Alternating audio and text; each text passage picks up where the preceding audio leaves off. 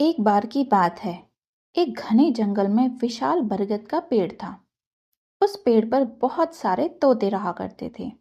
वे सभी हमेशा इधर उधर की बातें करते रहते थे। उन्हीं में एक मिट्ठू नाम का तोता भी था। वह बहुत कम बोलता था और शांत रहना पसंद करता था। सब उसकी इस आदत का मजाक उड़ाया करते थे, लेकिन वह कभी भी किसी की बात का बुरा नहीं मानता था।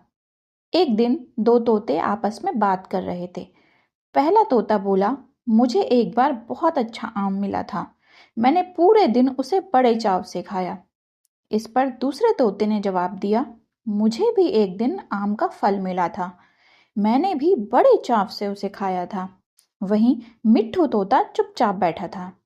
तब तोतों के मुखिया ने उसे देखते हुए कहा, अरे, हम तोतों का तो काम ही होता है बात करना। तुम क्यों चुप रहते हो? मुखिया ने आगे कहा, तुम तो मुझे असली तोते लगते ही नहीं। तुम नकली तोते हो। इस पर सभी तोते उसे नकली तोता कहकर बुलाने लगे, लेकिन मिट्ठू तोता फिर भी चुप था। यह सब चलता रहा। फिर एक दिन रात में मुखिया की बीवी का हार चोरी हो गया। मुखिया की बीवी रोती हुई आई और उसने पूरी बात बताई।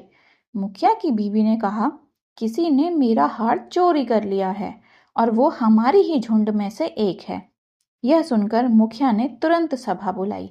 सभी तोते तुरंत सभा के लिए इकट्ठा हो गए। मुखिया ने कहा, मेरी बीवी का हार चोरी हो गया है और मेरी बीवी ने उस चोर को भागते हुए भी देखा है। वह चोर आप लोगों में से ही कोई एक है। यह सुनकर सभी हैरान हो गए। मुखिया ने फिर आगे कहा कि उसने अपने मुंह को कपड़े से ढक कर रखा हुआ था, लेकिन उसकी चोंच बाहर दिख रही थी। उसकी चोंच लाल रंग की थी। अब पूरे झुंड की निगाह मिट्ठू तोते और हीरू नाम के एक दूसरे तोते पर थी, क्योंकि झुंड में केवल इन्हीं दोनों की चोंच लाल रंग की थी। यह सुनकर सभी मुखिया से चोर का पता लगाने के लिए बोलने लगे, लेकिन मुखिया ने सोचा कि ये दोनों मेरे अपने हैं। मैं कैसे इनसे पूछ सकता हूँ कि तुम चोर हो क्या? इसलिए मुखिया ने एक गौरैया से इसका पता लगाने के लिए मदद ली। असली चोर का पता लगाने के लिए गौरैया को बुलाया गया। गौरैया ने लाल चोंच वाले हीरू और मिट्ठू तोते को सामने बुलाया। गौरैया ने दोनों तोते से पूछा कि तुम दोनों चोरी के समय कहाँ थे? इस पर हीरू तोता जोर जोर से बोलने लगा, मैं उस दिन बहुत थक गया था, इसलिए खाना खाकर मैं उस रात जल्दी सोने के लिए चला गया।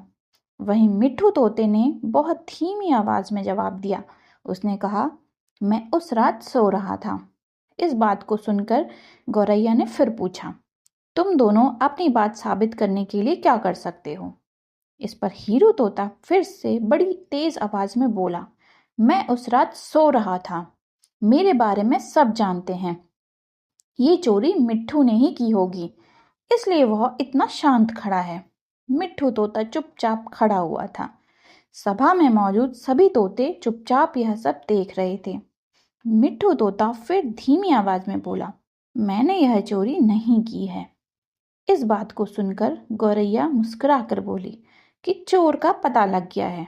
मुखिया के साथ साथ सब लोग हैरानी से गौरैया की ओर देखने लगे। गौरैया ने बताया कि चोरी हीरू तोते ने ही की है। इस पर मुखिया ने पूछा, आप यह कैसे कह सकते हैं? गौरैया ने मुस्कुराकर कहा, हीरू तोता जोर जोर से बोलकर अपने झूठ को सच साबित करने में लगा था, जबकि मिट्ठू तोता जानता है कि वह सच बोल रहा है, इसलिए वो अपनी बात आराम से कह रहा था। गौरैया ने आगे कहा, वैसे भी हीरू तोता बहुत बोलता है, उसकी बात पर भरोसा नहीं किया जा सकता है। इसके बाद हीरू ने अपना जुर्म कबूल कर लिया और सभी से माफी मांगी।